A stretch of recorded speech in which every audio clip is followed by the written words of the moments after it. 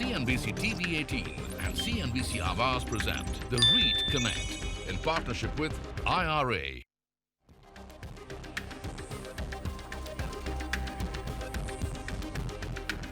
Hello and welcome और बहुत बहुत स्वागत है आपका द रीट कनेक्ट में। एक बार फिर से हाजिर हूं मैं विपिन भट्ट आपके लिए लेकर हमारी एक खास सीरीज जहां पर रीट्स पर लगातार हो रही है बात की रीट्स को जानना है, समझना है, फाइनली उस पर इन्वेस्ट करना है और फिर ढेर सारा प्रॉफिट कमाना है। यही हमारा पर्पस है। रीट्स एक सुरक्षित इन्वेस्टमेंट का तरीका है जब बात आती है रियल एस्टेट की, जहाँ पर चीज़ें कम पारदर्शी हैं, ट्रांसपेरेंसी कम है, तमाम तरह के सवाल मन में आते हैं, लेकिन रीट्स उन सभी सवालों के जवाब देने की कोशिश करता है। तो पिछले एपिसोड्स पे हमने जान लिया, समझ लिया कि रीट्स है क्या, कैसे काम करता है, इसका ऐतिहासिक बैकग्राउंड क्या था और इंडिया में इसकी शुरुआत कैसे हुई और अब तक हम कहाँ पहुँचे। इतना हो गया। लेकिन एक सवाल जो आप अक्सर सुनते हैं टीवी पे कि क्या आपके टूथपेस्ट में नमक है? तो आज हम पूछेंगे कि क्या आपके पोर्टफोलियो में रीट्स है और नहीं है तो कैसे होना चाहिए। और इसके लिए आज हमारे साथ दो खास मेहमान हैं। कार्यक्रम में मेरे साथ शामिल हो रहे हैं एनारॉक के चेयरमैन अनुज पुरी साहब और ब्रुकफील्ड इंडिया रीट के एमडी और सीईओ आलोक अग्रवाल साहब। आप दोनों ही महानुभावों का बहुत बहुत स्वागत है। तो आई थिंक ये जो सवाल है कि क्या आपके टूथपेस्ट में नमक है, तो पता नहीं कितनों को पता है, मुझे आइडिया नहीं है, लेकिन मेरे मन में ज़रूर अब ये सवाल आ गया है ये 2-3 एपिसोड्स करने के बाद कि रीट्स को मेरे पोर्टफोलियो में होना चाहिए कि नहीं। और I think I am reflecting most of the investors in India, क्योंकि रीट्स समझ में आना थोड़ा दिक्कत वाला काम था, लेकिन जब आप समझ जाएं तो फिर आपको लगता है कि ये चीज़ तो ऐसी है जैसे होना चाहिए। तो आलोक सर, आपसे शुरुआत करता हूं। हम थोड़ा डिटेल में तो जाएंगे, लेकिन वाई रीट्स, क्यों? सर देखिए विपिन जी, एक क्वेश्चन है कि होना चाहिए, तो मैं कहूँगा डेफिनेटली होना चाहिए। ओके। हाँ, डेफिनेटली होना चाहिए। अब 10% होना चाहिए, 20% होना चाहिए, वो अलग बात है। That will depend on your risk profile, how much passive income you want to have, but होना तो जरूर चाहिए, वो तो पक्का ही है। ठीक है। अब क्यों होना चाहिए, उसके जो जवाब हैं वो एक है कि तो रीट टोटल रिटर्न प्रोडक्ट है। इसका मतलब क्या है? इसका मतलब है कि रीट में आपको क्वार्टरली इनकम आती रहती है, 6%, 60% क्वार्टरली इनकम आती रहती है। और एक ब्यूटीफुल पार्ट है कि वो large part of that income is tax free. 80, 85, 9%, 90% income is tax free. तो डेट का फायदा हो गया। दूसरा, इसमें कैपिटल एप्रिसिएशन भी है हर साल। तो 5%, 6% एप्रिसिएशन भी होता रहता है। तो ओवर पीरियड ऑफ टाइम हम देखेंगे तो रिटर्न है प्लस एप्रिसिएशन है, इक्विटी का भी एडवांटेज है, डेट का भी एडवांटेज है। थोड़ा कम है ओवरऑल रिटर्न, जो इक्विटी में बन सकता है रीट में थोड़ा कम बनता है, पर रेगुलरली बनता है। सो that is one thing. Second thing is ये ट्रेडेबल है, लिक्विडिटी बहुत हाई है एज कम्पेयर टू, अगर आप देखेंगे रियल स्टेट, वो तो बात करेंगे, कोई कंपैरिजन ही नहीं है, but even as compare to bonds and at least in some small caps, liquidity high है। आप जिस दिन बेचना चाहें आप बेच सकते हैं एंड पैसा आपके घर आ सकता है। सो that is second thing. Third thing है, इसमें सेबी के नॉर्म्स के हिसाब से ये लिस्टेड है। इसके जो गाइडलाइंस हैं बहुत स्ट्रिंजेंट हैं और इसके जो नॉर्म्स हैं, कंप्लायंस नॉर्म्स हैं, आर वेरी हाई। तो इसमें आपको रेगुलर इनकम आनी है, आपके 90% कैश फ्लो डिस्ट्रीब्यूट होने हैं, तो there is a guarantee of regular distribution. तो ये है। और अगर रीट को देखेंगे, आज इंडिया में तो 4 रीट ही हैं जी, long way to go. Right. Globally we have 1000 REITs and 2 trillion REIT की कैपिटलाइजेशन है। तो long way to go in REITs and depending on your risk profile, how much passive income you want, REITs is a must in your portfolio. And मैंने 3-4 reason बताए जिसकी वजह से होना चाहिए। बिल्कुल। अनु सर, तो सर ने कहा कि इसमें थोड़ा डेट भी है, इसमें थोड़ी इक्विटी भी है। एक बड़ा सवाल यही आता है, लोग कंफ्यूज हो जाते हैं क्योंकि उनके देखने का नजरिया सालों से वही है कि डेट में लगाना है, इक्विटी में लगाना है, फिजिकल रियल एस्टेट में लगाना है। तो कैसे कैटेगराइज करेंगे, कहाँ बैठेगा ये फिट रीट्स? सबसे पहले तो विपिन, बहुत अच्छा लगता है आपके शो पे आने के लिए, एंड ये बहुत ही अच्छा सब्जेक्ट है, बिकॉज ये ऐसा सब्जेक्ट है जो Vipin ultra high net worth individuals को तो समझ आता है, बट जो आपका रिटेल इन्वेस्टर है, जो आपका व्यूअर है, उसको ये समझ आना थोड़ा मुश्किल है। एंड ये प्रोडक्ट, जैसे आलोक जी ने बोला, है बहुत अच्छा प्रोडक्ट। इसके अंदर अगर आप रियल एस्टेट के अंदर इन्वेस्ट करना चाहते हैं, एक टाइम के लिए मैं एज्यूम करता हूं कि रियल एस्टेट में आप इन्वेस्ट करना चाहते हैं, चाहे आप प्रॉपर्टी खरीदना चाहते हैं, चाहे आप लिस्टेड स्टॉक ऑफ डेवलपर्स खरीदना चाहते हैं, चाहे आप रीट खरीदना चाहते हैं, तो कुछ आप करना चाहते हैं अगर रियल एस्टेट के अंदर, उसके अंदर आपको ये पोर्टफोलियो में एज अ रिटेल इन्वेस्टर लेके आना चाहिए। इसके 5-6 बेनिफिट्स हैं, कुछ आलोक जी ने बोले। सबसे पहला जो है, ये आपको रेगुलर इनकम दे रहा है। आप देखो ना विपिन, जो आपके डिविडेंड आते हैं कंपनीज के, वो डिपेंड करता है मैनेजमेंट क्या मूड में है। राइट। यहाँ पे जैसे आलोक जी ने बोला 90% mood नहीं चलेगा। उनका मूड नहीं चलेगा, आपको देना ही मिलेगा ही देना है। मिलेगा। सो जैसे आप पेंशन की तरफ जा रहे हैं, उस एज की तरफ जा रहे हैं जहाँ पे आपको स्टेबिलिटी ऑफ इनकम चाहिए, जहाँ पे आपको थोड़ी रिस्क का एपेटाइट है बट लार्जली आपको स्टेबल इनकम चाहिए। अगर आपको फुल स्टेबल इनकम चाहिए तो म्यूचुअल फंड हो गया आपका वहाँ पे, बट अगर थोड़ा सा भी रिस्क का एपेटाइट है तो 90% तो आपको डिस्ट्रीब्यूट हो रहा है एवरी क्वार्टर, 10% ही है उसके अंदर जो आप रिस्क ले रहे हैं। क्लियरली ये एक बहुत एडवांटेजियस टूल है। मेरे को ऐसे लगता है कि हमने इसको पॉपुलराइज नहीं किया ठीक से। सो अब आपके माध्यम से इसको पॉपुलराइज करेंगे, बिकॉज ये टूल ग्लोबली बहुत जबरदस्त है। और जो पॉलिसी लेके आए हैं से भी बहुत ही जबरदस्त पॉलिसी है, इसमें कोई पॉलिसी में गड़बड़ नहीं है इसके अंदर। So it is easy to implement it, easy to understand it, ticket price भी कम है, जैसे आलोक ने बोला इनसाइड आउटसाइड आने की ईज भी है। It's a quasi debt equity, right, ऐसे मैं अगर बोल सकता हूँ Quasi-debt क्वाज़ाई डेट इक्विटी है। तो थोड़ा समझ आने में मुश्किल लग रहा है, पर ये प्रोडक्ट जरूर होना चाहिए as a retail investor. Ultra high net individual ने तो इसको रख लिया जी अपने पास। आई जस्ट थिंक इसके आपके माध्यम से अभी ये रिटेल इन्वेस्टर तक पहुंचे स्टोरी, एंड वो इसके अंदर इन्वेस्ट करना शुरू करें। अदरवाइज उनको लगता है यार प्रॉपर्टी खरीद लो, हाँ। या फिर लिस्टेड कंपनीज जो शेयर डेवलपर्स खरीद है लो। उसके शेयर्स खरीद लो। तो मेरा अगला सवाल भी आलोक जी यही होगा कि अभी भी जो इंडियन इन्वेस्टर है ना, वो जैसे रियल एस्टेट का नाम आता है तो 90% तो यही सोचते हैं कि भाई ऐसी प्रॉपर्टी हो जो मैं जाऊं, पूजा वूजा करूं, नारियल फोड़ूं, अंदर घुसूं, खिड़की हो, शीशा हो, शटर हो, चाहे कमर्शियल की अगर हम बात करें तो वो उसके दिमाग में बैठा हुआ है। ठीक है, उसमें उसके दिक्कतें भी हैं, फंस जाता है, टाइम पे मिलता नहीं है, मेंटेनेंस, ये वो, किराएदार, तमाम चीजें। रीट्स उन सबका जवाब देता है, लेकिन कैसे बताएं लोगों को कि रीट में लगा के भी लगभग आप उन्हें वही सब मिलना है, लेकिन कोई झंझट नहीं है, कोई टेंशन नहीं है यहाँ पे। ये बहुत अच्छा सवाल है विपिन जी, और मैं ये बोलता हूँ कि दोनों में कोई कंपैरिजन ही नहीं है। एक्चुअली आप फिजिकल प्रॉपर्टी लेते हैं और रीट लेते हैं, और दोनों में कोई कंपैरिजन नहीं है। और मैं आपको बताता हूँ, पहले तो आपने जो खुद बोला आपने कि भाई आपने प्रॉपर्टी बुक की, उसके बाद वो बनेगी, फिर वो उसका कंस्ट्रक्शन हो गया, डिले हो गई, टाइम पे मिल गई, नहीं मिल गई, उसका स्टैंप ड्यूटी दो, फिर आपके हाथ में आती है, उसको आपको खुद यूज़ करना तो ठीक है, आपको अब किराएदार को देना है तो आप किराएदार ढूंढ रहे हैं। आप छोटे रिटेल इन्वेस्टर हैं, इवन मीडियम साइज़ भी हैं, आपकी लीवरेज नहीं है ब्रोकर्स के ऊपर, आपकी लीवरेज नहीं है बड़े टेनेंट्स के ऊपर, आपको ब्रोकेज देनी है। तो रीट्स में क्या है कि मतलब अगर आप देखें इन टर्म्स ऑफ, अच्छा फिर आपको प्रॉपर्टी बेचनी है तो फिर आप ढूंढने जाएंगे ब्रोकर को, फिर वो एग्रीमेंट करेंगे, 3 महीना लगेगा, फिर बिकेगी, फिर पैसा आएगा। रीट्स में इन टर्म्स ऑफ लिक्विडिटी आप आज इन्वेस्ट कर दीजिए, कल निकल जाइए, तो कोई कंपैरिजन ही नहीं है। And in terms of cost तो आपने देख लिया, ब्रोकरेज है, स्टैम्प ड्यूटी है, 1% टैक्स है, वो सब रीट में झंझट ही नहीं है। So that is one big thing. Second thing is आपने कमर्शियल प्रॉपर्टी ले ली, छोटी प्रॉपर्टी है, मैंने बोला आपकी लीवरेज नहीं है टेनेंट्स के पास, टेनेंट ने खाली कर दिया, 6 महीने आपको रेंट नहीं आया, आप अपनी जेब से प्रॉपर्टी टैक्स दे रहे हैं, अपनी जेब से मेंटेनेंस दे रहे हैं, तो आपकी मीटर चलता रहेगा। रीट्स में ये सब झंझट भी नहीं है, क्योंकि रीट्स में क्या है, डाइवर्सिफाइड पोर्टफोलियो है। और वर्स्ट ऑफ टाइम में हमने देखा है वो 80-85% से उसकी ऑक्यूपेंसी नीचे गई नहीं, तो आपको 80-85% इनकम तो आती ही रहेगी। सो वो एक बिग प्लस है। फिर तीसरी, जैसे अनुज जी ने बोला, जो नॉर्म्स हैं सेबी के, जो हमने बोला, they are very very nice, they are very stringent, very nice. तो एक बड़ा फैक्टर तो यही आ जाता है कि जो सेफ्टी चाहिए, जो रियल Safety एस्टेट बहुत में है। बहुत मिसिंग होती है। सेफ्टी, कन्वीनियंस, ट्रांजैक्शन कॉस्ट, फिर जो मैं बोल रहा था कंप्लायंस नॉर्म्स में क्या है, आपको 90% जैसे अनुज जी ने बोला पैसा तो डिस्ट्रीब्यूट करना ही करना है, तो आपको मिल ही जाएगा। कंपनी तो आजकल 90-95%, 100% कर देती हैं। आई थिंक सारी इंडियन रीट्स 4 बार दे रहे हैं, हाँ, चार हर बार क्वार्टर दे रही है पैसा, हाँ, हर क्वार्टर दे रही है, पैसा देती 7-7.5%। That is also largely tax free. Real estate में टैक्स फ्री भी, उसकी टैक्स एफिशिएंसी भी कम है। दूसरे क्या है कि नॉर्म्स हैं कि आप रीट में 80% portfolio has to be income yielding. Right. तो आप खाली बिल्डिंग्स नहीं ले सकते, लैंड नहीं ले सकते, तो इसका मतलब वो रेंटल आते ही रहेगा। Again compliance norms are very good. This means कि आपके जो इंडिपेंडेंट डायरेक्टर्स हैं, दे आर इक्वल और दे इन मेजॉरिटी। जो भी रिलेटेड पार्टी डिसीजंस हैं वो इंडिपेंडेंट डायरेक्टर्स ही ले सकते हैं, जो स्पॉन्सर्स हैं वो पार्टिसिपेट नहीं कर सकते हैं उसमें। Again lot of compliance. और एक बहुत बड़ी चीज़ है, जो आज जो 4 रीट्स हैं इंडिया में, या जो ग्लोबली भी रीट्स हैं, या जो आने वाले हैं, these are large companies, these are institutions. Their leverage with brokers, their leverage with tenants, their ability to do upgrade the property, meet ESG norms are very high. वो individual, और मैं तो बोलता हूँ इवन अल्ट्रा HNI भी compete ही नहीं कर सकता उनके संग।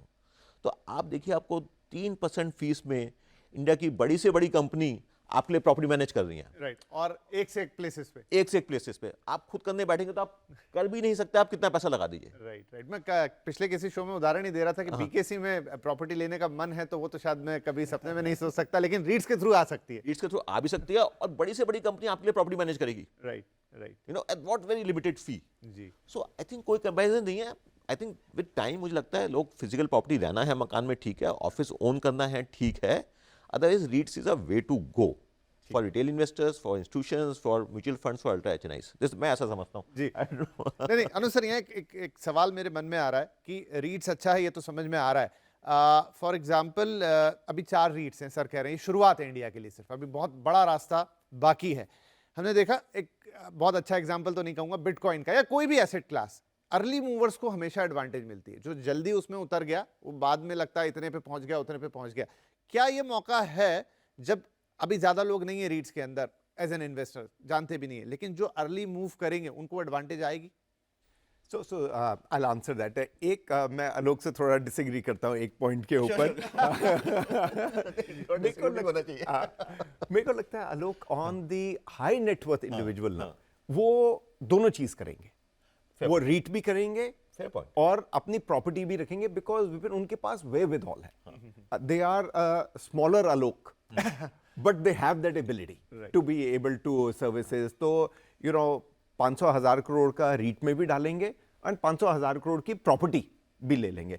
बाकी जो आलोक जी ने बोला वो बिल्कुल ठीक है कि एज अ स्मॉल इन्वेस्टर, मैं बोलता हूँ आपने एक छोटा सा ऑफिस लिया विपिन, ठीक है, आप उसको मैनेज कर सकते हो, सब कुछ कर सकते हो। जो उसका टेनेंट का प्रोफाइल है ना विपिन, वो इतना सी ग्रेड होएगा कि जब लीज खत्म होएगी ना आप निकाल ही नहीं पाओगे। अभी जैसे ब्रुकफील्ड है या ब्लैकस्टोन है या माइंडस्पेस है, इनका क्या है, जो बिल्डिंग्स हैं और इनका टेनेंट का प्रोफाइल है वेरी लार्ज इंडियन कॉर्पोरेट्स या large multinationals, they will adhere to the lease norms. ये छोटा वाला जो है ना, वो खत्म हो जाएगी आपकी लीज, आप लिटिगेशन में ही चले जाओगे उसको निकालने के लिए। सेकेंड इज टाइटल, आपको ड्यू डिलिजेंस करनी, यू नो, बहुत वो कम्बरसम है। तो मेरे को लगता है छोटे इन्वेस्टर को नहीं करना चाहिए, अनलेस जैसे आलोक ने बोला कि अपने यूज के लिए करना चाहता है, तो then he should do it. तो वो तो एक डिफरेंट वो तो पर्पस डिफरेंट है। इन्वेस्टर के लिए you know it should not happen. Is आपका जो सवाल है कि as an early investor you know does it make a difference, मेरे हिसाब से बहुत ज्यादा डिफरेंस नहीं होगा, अनलेस विपिन आप स्टॉक मार्केट की गेम खेल रहे हो। Okay, that you know which is unpredictable, कोई प्रिडिक्ट नहीं कर सकता उसके अंदर। दैट यू से इसकी जो प्राइसेस हैं स्टॉक मार्केट पे ऊपर ही जाती जाएंगी, Right. वहाँ पे, then obviously you benefit in there. Otherwise मेरे हिसाब से आपको, अगर आपको स्टेबल रिटर्न चाहिए, जैसे आलोक जी ने बोला 6-7%, वो एक्चुअली 6-7% से ऊपर ही जाती है। बिकॉज क्या होता है, इनके हर 3 साल के बाद टेनेंट जो होता है वो 15% इंक्रीज कर देता है रेंट, प्लस इन्फ्लेशन इंडिया में काफ़ी है, तो ये जब टेनेंट छोड़ के जाता है, नया टेनेंट आता है, तो विपिन एक स्टेप अप चेंज होता है रेंट का, और ज़्यादा रेंट उसमें मिलता है। तो एक्चुअली आप देखोगे पुराने वाले जो इन्वेस्टर्स जिन्होंने खरीदा होगा आलोक, उनके हिसाब से तो 10-11% उनके हाथ में आ रही होगी from the time that they would have you know purchased initially. But आपके सवाल का आंसर है because it's a stock market, तो इन्वेस्टर बोलेगा मैं आज आया या 1 साल बाद आया, अगर स्टॉक की वैल्यू दोनों की सेम है तो फिर तो सेम ही है।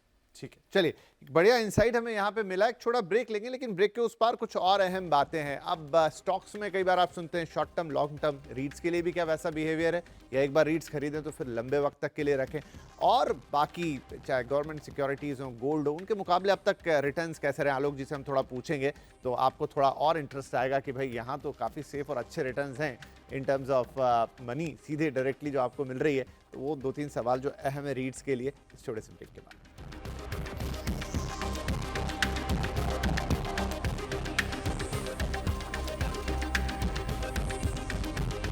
CNBC Awaaz present the REIT Connect in partnership with IRA. Welcome back, आप देख रहे हैं द रीट कनेक्ट, और आज बात हो रही है कि आपके पोर्टफोलियो में रीट्स के लिए कितनी जगह होनी चाहिए। ब्रेक से पहले अनुज जी के साथ और आलोक जी के साथ काफ़ी इंटरेस्टिंग चर्चा हुई, लेकिन अब 1-2 अहम सवाल। जब बात आती है पोर्टफोलियो की तो सबकी नज़र एक ही चीज़ पर होती है, दैट इज़ एब्सोल्यूट रिटर्न, मेरी जेब में कितना आ रहा है। और साथ में लॉन्ग टर्म शॉर्ट टर्म कैसे रखना है, बड़े सवाल होते हैं मन में, तो उन्हीं 2-3 अहम सवालों के जवाब जानने की कोशिश करेंगे। तो आलोक जी, आपने थोड़ा टच पॉइंट किया था शुरुआत में जब हमने बातचीत की शुरुआत की थी, लेकिन अलग अलग एसेट क्लासेस की हम बात करें, चाहे डेट हो, चाहे इक्विटीज़ हो, चाहे फिर फिजिकल रियल एस्टेट हो, रिटर्न के मामले में रीट्स को कैसे कंपेयर करें? मतलब एट लास्ट आपकी जेब में कितना आ रहा है? लोगों के मन में रहता है भाई मैं सीधा इक्विटी मार्केट में ही लगा दूं, मैं तो समझता हूं, जानता हूं, इतना टीवी पे देखता करता हूं, या फिर मुझे थोड़ा सा आराम से ही चाहिए, म्यूचुअल फंड हो गए या गवर्नमेंट सिक्योरिटीज हो गई। रीट्स को हम थोड़ा कैसे बताएं कि भाई ये भी आपकी जेब उतनी ही भर सकता है? तो इसमें ना विपिन जी, दो चीज़ें हैं। एक तो एक चीज़ होती है कि भाई एक तो रिटर्न ठीक है आएगा, एक है रेगुलरली क्या आ रहा है। अगर आपको पैसिव इनकम चाहिए, अभी रिटर्न 5 साल में तो बहुत आ सकता है, 10 साल में बहुत आ सकता है, लेकिन कोई स्टूडेंट है, कोई ऑफिस गोयर है, सबको पैसिव इनकम चाहिए कि भाई हमारी इनकम आ रही है, तो वहाँ रीट आउटस्कोर करती है सबको कि आपको 6%, 6.5%, 7% रिटर्न हर क्वार्टर आता ही रहेगा। वहाँ पे एक वो बात है। दूसरी बात है एप्रिसिएशन है, ग्रोथ है, तो अबाउट 10% प्लस अगर लॉन्गर पीरियड ऑफ टाइम देखोगे तो early teens, mid teens return आएगा। इक्विटीज आउटस्कोर कर सकती है रीट को, मैं मना नहीं कर रहा, इक्विटीज में रिटर्न ज़्यादा आ सकता है इफ मैनेज वेल, रिस्क भी ज़्यादा है, लेकिन रीट्स में अगर कॉम्बिनेशन देखें रेगुलर इनकम और ग्रोथ, वहाँ पे आई थिंक रीट आउटस्कोर करती है in terms of return. Yes, और इक्विटी से कम हो सकता है। रियल स्टेट में तो फिर बहुत चांस वाली बात है, कहीं बहुत लैंड में डाल दिया आपने, 25 साल में आपके 100 गुना हो गए, वो फिर लैंड नहीं मिला, वो एक अलग बात है, आप इन्वेस्ट कर पाए, उसके लिए पैसा भी बहुत अच्छा, चाहिए। एक मैं बीच में आपको रोक रहा हूँ, हम देखते हैं अलग अलग साइकिल्स रियल एस्टेट की आती रहती हैं, उनका इम्पैक्ट रीट पर आता है लेकिन कम आता है। तो ब्यूटी यही कम आता है, ये नहीं कि रिटर्न 0 हो गया, रिटर्न 25 हो गया, रेगुलर इनकम है, रेगुलर रिटर्न है, रिस्क कम है। इवन रियल एस्टेट की साइकिल में इंटरेस्ट रेट बढ़ गया तो ऐसे नहीं कि रिटर्न कम हो जाएगा, रेंटल्स बढ़ जाते हैं तो रिटर्न्स भी आ जाता है। तो रीट में ये कि मिड टीन्स आता ही रहता है। सीधा मुकाबला, क्योंकि अनुज जी यहाँ पर रियल एस्टेट कंपनियों के शेयर से होता है, और रियल एस्टेट के स्टॉक हाई बीटा स्टॉक हैं, बहुत ज़्यादा उनमें फ्लक्चुएशन होती है। अगर वहाँ पर रीट को सामने रख के देखें तो जैसा आलोक जी एक्सप्लेन कर रहे हैं कि आएगा, लेकिन उतना इम्पैक्ट नहीं पड़ेगा इन सारी चीज़ों का, ये कहना ठीक होगा? बिल्कुल ठीक होगा। इसमें सिर्फ एक ही है विपिन, ये ना हम एप्पल एंड ऑरेंजेस को कंपेयर कर रहे हैं। Okay. तो वो थोड़ा सा डिफरेंट है, बिकॉज इसके अंदर ऑन द इक्विटी साइड, चाहे वो आपने बोला रियल एस्टेट डेवलपर्स की हो, वॉलेटाइल है। आज की डेट पे मार्केट ऊपर चढ़ा हुआ है, तो एवरीबडी शेयर्स आप देखो लिस्टेड कंपनीज के तो ज़बरदस्त इस टाइम पे काम कर रहे हैं, they will outbeat REIT. But REIT क्या है? It's a combination of secure and income. So it's a combination between your mutual funds and equity. आपको अगर वो करना है, अगर आपका हाई रिस्क है, हाई रिटर्न, तो definitely it is on the equity side. But अगर आपको इसको बैलेंस करना है, and I will give you that example is Vipin, जैसे आपने क्वेश्चन पूछा कि वर्स्ट टाइम में भी क्या होता है। वर्स्ट टाइम में रियल एस्टेट के ऑब्वियसली स्टॉक्स नीचे आते हैं, बिकॉज साइकिल है, मार्केट साइकिल है, whether it's 3 year cycle, 5 year cycle, 7 year cycle, वो इट कम डाउन। इसमें वर्स्ट टाइम था हमारा Covid. Covid was the peak in their is. तब भी आप देखो ऑल दीज लिस्टेड रीट्स या जो लिस्टेड डेवलपर्स हैं, उनका ऑफिस का पोर्टफोलियो आप देखो तो मिड 80s के अंदर ऑक्यूपाइड था, और जो ऑक्यूपाइड थे वो 99% रेंट कलेक्शन थी। So that is the worst time. Right. In that also you were being able to get the income. तो मैं इसीलिए बोल रहा था एप्पल ऑरेंजेस थोड़ा सा हो जाता है, बिकॉज वो वाला तो वर्स्ट टाइम में तो सभी टंबल हो गया था। आई मीन आपका स्टॉक मार्केट ही 30,000 पे आ गया था उस टाइम पे, तो ऑब्वियसली एवरी शेयर टंबल। ये नहीं हुए थे ज़्यादा, बिकॉज इसमें तो 84-85% ऑक्यूपेंसी चल रही थी, और 97, 98, 99% रेंट कलेक्शन थी फ्रॉम दैट 84%। सो इसीलिए थोड़ा सा क्वाज़ाई डेट, क्वाज़ाई इक्विटी है। मेरे हिसाब से प्योर कंपैरिजन करना मुश्किल हो जाएगा तीनों चीज़ों का। एंड इसीलिए आपका शो बहुत ज़रूरी है। एक real estate asset, hard asset, एक रियल एस्टेट डेवलपर्स के स्टॉक, और एक रीट। ये तीनों जो हैं, एक मतलब पेयर है, एक एप्पल है, एक ऑरेंज है। तो क्या मुझे अपने पोर्टफोलियो में इन तीनों को जगह देनी चाहिए? डिपेंड अपॉन माय, बिल्कुल, एब्सोल्युटली। सो हार्ड एसेट तो I would say as a investor, अगर आप अल्ट्रा हाई नेट इंडिविजुअल हो तो ही लो, अदरवाइज आपको नहीं लेना चाहिए। ठीक है। अगर आपको एंड यूजर अपने लिए यूज करना है, दुकान आपके लिए, ऑफिस अपने लिए, या घर अपने लिए, डेफिनेटली बिल्कुल अपने लिए। जो बाकी इक्विटी ऑफ द डेवलपर्स है, वो आपको बैलेंस करना है उसके अंदर, है कि ये इक्विटी का फुल रिस्क है इसके अंदर, रीट के अंदर बैलेंस्ड रिस्क है। आलोक ने ठीक बोला कि रिटर्न उसमें बहुत बढ़िया आ सकती है, बट उसमें रिस्क भी फिर उतनी ज्यादा है ज्यादा। क्योंकि इक्विटी का रिस्क है उसके अंदर। थोड़ा सा अगर यहाँ फ्यूचरिस्टिक होने की कोशिश करें, 2019 पीक टाइम था कमर्शियल रियल एस्टेट के लिए, लगभग वही नंबर या उससे स्लाइटली बेटर नंबर रिपीट हो गए हैं 2023 में। Correct. तो क्या उसका एक पॉजिटिव इंपैक्ट अब रीट्स की यूनिट प्राइस पे आता हुआ दिखेगा? बिल्कुल आएगा। और इसके रीजंस क्या हैं कि जो रीट है, रीट हम तो इंडिया में 4 रीट हैं, 3 कमर्शियल हैं, 1 रिटेल है। तो जो रीट की परफॉर्मेंस डिपेंड करती है वो बहुत ज़्यादा इस पर डिपेंड करती है उसके अंडरलाइंग एसेट्स क्या है। तो जैसे आपने बोला, ठीक बोला कि कमर्शियल प्राइसेस पीक हो रहे हैं। Last year 60 million square feet leasing हुई है, ग्रॉस लीजिंग। इस साल भी 60 million square feet plus gross leasing की उम्मीद है। रेंटल्स बढ़ रहे हैं। पेरिफेरल मार्केट में रेंटल स्टेबल है, लेकिन कोर मार्केट में सप्लाई है ही नहीं। मतलब बीकेसी जैसी जगह में कहाँ से सप्लाई आएगी, मतलब लिमिटेड सप्लाई है, आते हुए टाइम लगता है। तो रेंटल्स बढ़ रहे हैं, so that's a big advantage. फिर इंडिया में जो जीसीसीज हैं, ग्लोबल कैपेबिलिटी सेंटर्स हैं, एटलीस्ट 100 ग्लोबल कैपेबिलिटी सेंटर्स अपना ऑफिस खोल रहे हैं हर साल। और वो इसलिए आ रहे हैं क्योंकि उनको सिर्फ कॉस्ट एडवांटेज नहीं है, टैलेंट चाहिए उनको। सो वो आ रहे हैं, they are going to take more space. Indian economy is doing well, so again Indian companies need lot of more space. और इवन आईटी कंपनीज देखेंगे ना आप, 2019 से 2024 उनकी हेडकाउंट ऑलमोस्ट 60%, 80%, 40% इंक्रीज हो गई है। और रियल एस्टेट पोर्टफोलियो उनके उतने ही है, मतलब जो कमर्शियल उतने ही है। तो ये बहुत सारे फैक्टर्स हैं जिसकी वजह से commercial is expected to very well, and it's going to reflect in REIT returns also, because occupancy बढ़ेगी, रेंटल्स बढ़ रहे हैं, सो सब पॉजिटिव इंपैक्ट आएगा रीट पे। कुछ अंदाजा देना चाहेंगे कितना एक्सपेक्ट करें? आई थिंक मैं तो कहता हूँ कि ज़्यादा सोचो मत, ओके, आंखें बंद करो, ठीक ठाक रिटर्न आ जाएगा। और मैं वही बोलता हूँ, रिटर्न आ जाएगा प्लस हर क्वार्टर आपकी जेब में आता रहेगा। तो जिसको पैसिव इनकम चाहिए, जिसको टेंशन नहीं चाहिए, पैसिव इनकम चाहिए, यार कुछ भी नहीं कर रहे हैं लेकिन पैसा जेब में आ रहा है, उसलिए रीट से बेटर कुछ है ही नहीं। तो अनुज सर क्या कहते हैं, रख लिया जाए? मेरे हिसाब से रखना चाहिए। मेरे हिसाब से ये, अब मैं दोबारा बोलता हूँ जो मैंने शुरू में बोला कि विपिन ये शो ज़रूरी है बिकॉज ये रिटेल इन्वेस्टर को अभी तक ये समझ नहीं आ रही। हाई नेटवर्थ इंडिविजुअल को समझ आ गया है, उसने रखना शुरू कर दिया है। ये डेफिनेटली आपके पास होना चाहिए। प्लस ऑल्सो जैसे आलोक ने शुरू में बोला था, लिक्विडिटी है। आज विपिन प्रेस करो, 2 मिनट में आपके पास पैसा आ जाता है उसके अंदर। रियल एस्टेट को बेचने के लिए कम से कम 6 महीने 8 महीने आपको करना है। तो आप इसको एज अ पोर्टफोलियो जरूर रखना चाहिए अपने साथ। और अब तो बहुत इजी हो गया है, पहले लॉट साइज शुरू में 2 लाख था, अब 10-15 हज़ार पे आ गया है। एंड आपको अगर सिंगल यूनिट है तो 150 रुपए, हार्डली 135 रुपए में मिल रही है। That's right. जो लेटेस्ट है, मिल रही है, 300 में मिल रही है, 300 में 350 में मिल रही मिल है, रही है, मतलब और जितना डालेंगे उतना रिटर्न आएगा। उतना return तो लॉट ऑफ एडवांटेज है। ट्राई तो करना चाहिए, ट्राई तो करना चाहिए। आप चाहे छोटे अमाउंट से शुरू करो, 50,000 रुपए से करो, 25,000 रुपए से करो, एक बार ट्राई करो। आपको हर क्वार्टर इनकम जब आने समय होएगी तो आपको समझ आने लग जाएगा।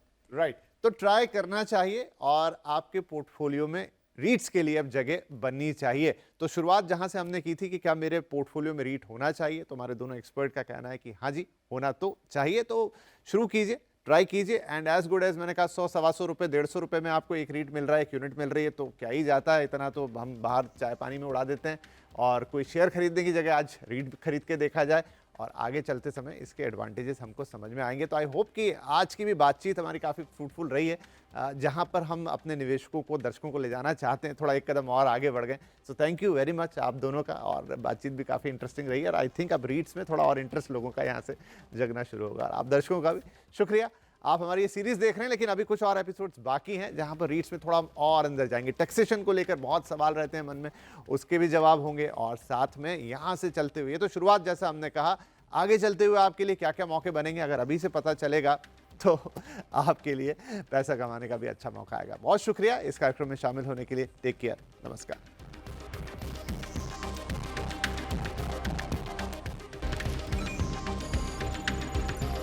CNBC TV 18 and CNBC Awaaz present The REIT Connect in partnership with IRA.